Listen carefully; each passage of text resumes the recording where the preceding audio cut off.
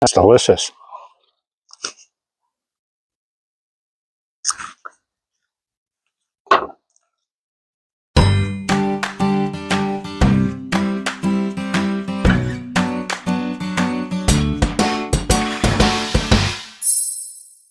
You like a good steak at home, but you're just running out of ideas, and maybe you've never found truly what you felt was a great steak other than when you're out at a restaurant.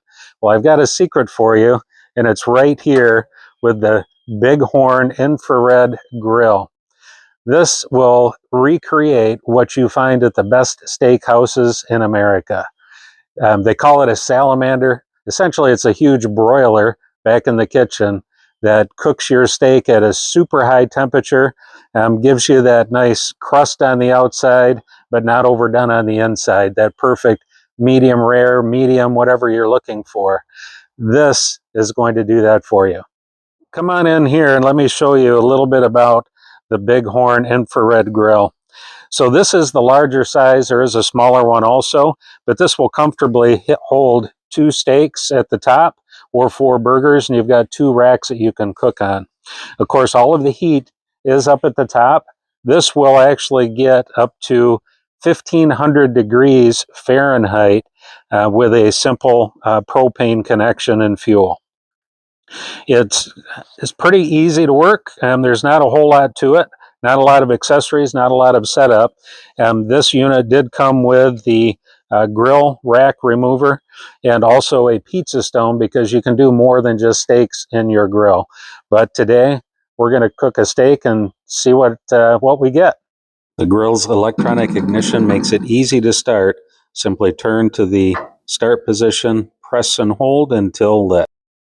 Use caution during daylight hours because this may not appear lit even though it's burning hot.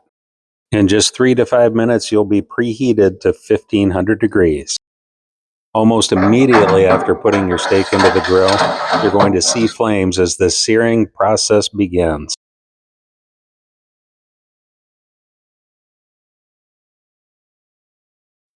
Flip your steak every 90 seconds or so until you hit your desired temperature. Just don't do it foolishly from the edges and with your non-dominant hand like I tried to do here. Wish that would have went a little smoother. Oops. Shoot.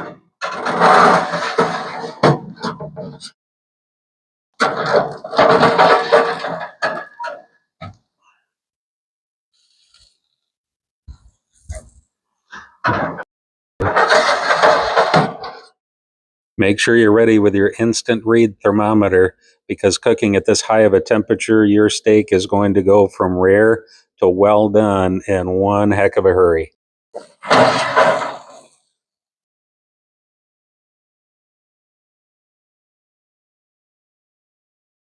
All right, so here we have it. We're about to cut into the steak and see what we ended up with.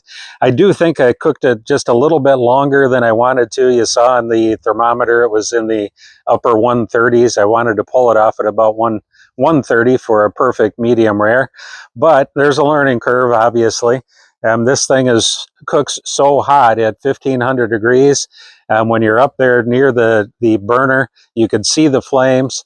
It's hot, and for me, I think it was a little too hot, so I lowered it after I flipped the steak a couple of times just to try to even the cook out a little bit. But with all that being said, I think it looks great. Let's see how it looks on the inside.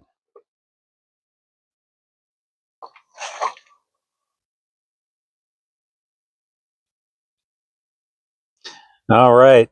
I don't think that looks too overdone, but let's cut off another piece here, give it a taste, and see how we did.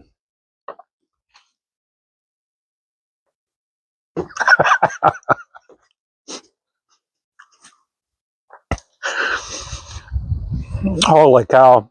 I cannot lie. That steak is freaking delicious. And I'll also not lie, because this grill was truly something that I felt I just did not need. I have a grill, I have a broiler inside, I have lots of different ways to cook a steak. I have not had a steak like this in a long time. You want one of these. There's going to be a link down below. You can get your own. If you like this video and you want to see more like it, please subscribe to the channel, share it with your friends, comment, like.